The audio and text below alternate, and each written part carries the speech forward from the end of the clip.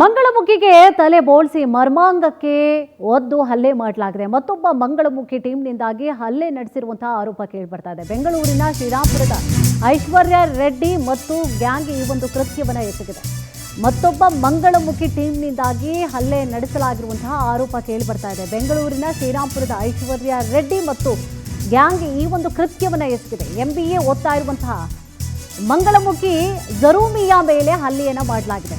ಶಸ್ತ್ರಚಿಕಿತ್ಸೆ ಕೊಡಿಸ್ತೀನಿ ಅಂತ ಹೇಳಿ ಕರೆದುಕೊಂಡು ಹೋಗಿ ಅಲ್ಲೇ ಆರೋಪ ಕೇಳಿಬರ್ತಾ ಇದೆ. 3 ಲಕ್ಷ ಹಣವನ್ನು ಪಡೆದುಕೊಂಡು ನಂತರ ಭಿಕ್ಷಾಟನೆ ಮಾಡುವಂತೆ ಹಿಂಸೆಯನ್ನ ಕೊಟ್ಟಿದ್ದಾರೆ. ಇವರು ಭಿಕ್ಷಾಟನೆ ಮಾಡಿ ಹಣವನ್ನು ತಂದಿಲ್ಲ ಅಂದ್ರೆ ಕೂದಲಿನ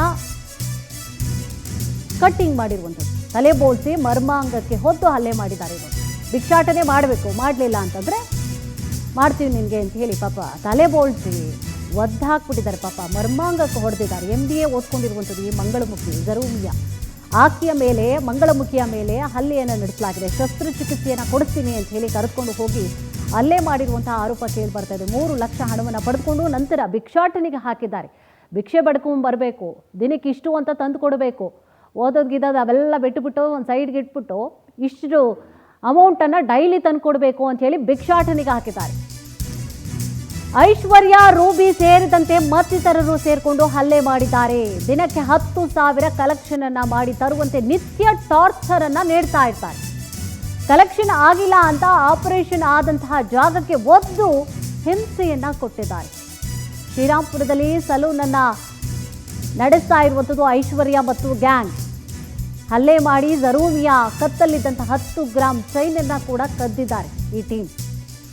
ಈ ಬಗ್ಗೆ 8 ಜನರ ವಿರುದ್ಧವಾಗಿ ಶ್ರೀರಾಮಪುರ ಠಾಣೆಯಲ್ಲಿ ಪ್ರಕರಣ ಕೂಡ ದಾಖಲಾಗಿದೆ. ಭಿಕ್ಷಾಟನೆ ಮಾಡಬೇಕು, 10,000 ತರಬೇಕು, ತರಲಿಲ್ಲ ಅಂದರೆ ನೋಡಿ ಈ ರೀತಿಯಾಗೆಲ್ಲ ಹಲ್ಲೆ ಮಾಡುವಂಥದ್ದು.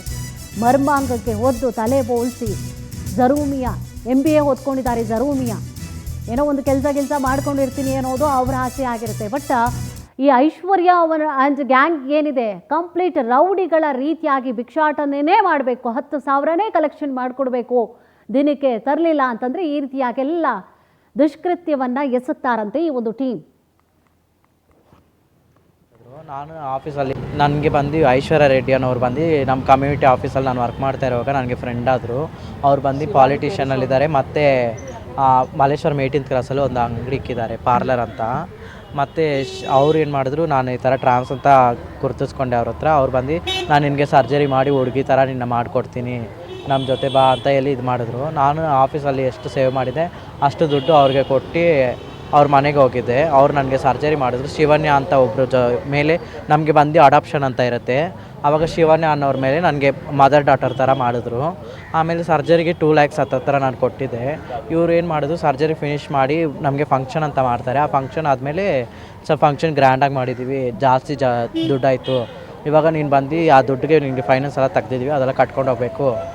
ದಿನಕ್ಕೆ ಇಷ್ಟು, ವಾರಕ್ಕೆ ಇಷ್ಟು ಅಂತ ಕೊಡಬೇಕು. ನೀನು ವಾರಕ್ಕೆ ಅಂದರೆ ಮನೆ ಕಾಸು, ಮನೆಗೆ ನೀನು ತಿನ್ನೋದಕ್ಕೆ ಅದಕ್ಕೆಲ್ಲ ಸಪ್ರೇಟಾಗಿ ಕೊಡಬೇಕು. ಮತ್ತು ದಿನಕ್ಕೆ ನೀನು ಫೈನಾನ್ಸ್ದು ಇಲ್ಲಿ ಇರೋದಕ್ಕೆ ಇದಕ್ಕೆಲ್ಲ ಇಷ್ಟು ಸಪ್ರೇಟಾಗಿ ಕೊಡಬೇಕಂತ ತುಂಬ ಟಾರ್ಚರ್ ಮಾಡಿದ್ರು. ಅವರು ನಾವು ಎಷ್ಟು ದುಡ್ಕೊಂಡು ಹೋಗ್ತೀವೋ ಅಷ್ಟು ಸಾಕಾಗಲ್ಲ ಅಂತ ನಾವು ಕಡಿಮೆ ದುಡ್ಕೊಂಡು ಮೊಕ್ಕ ಮೇಲೆ ಎಸೆಯೋರು, ಬೈಯೋರು.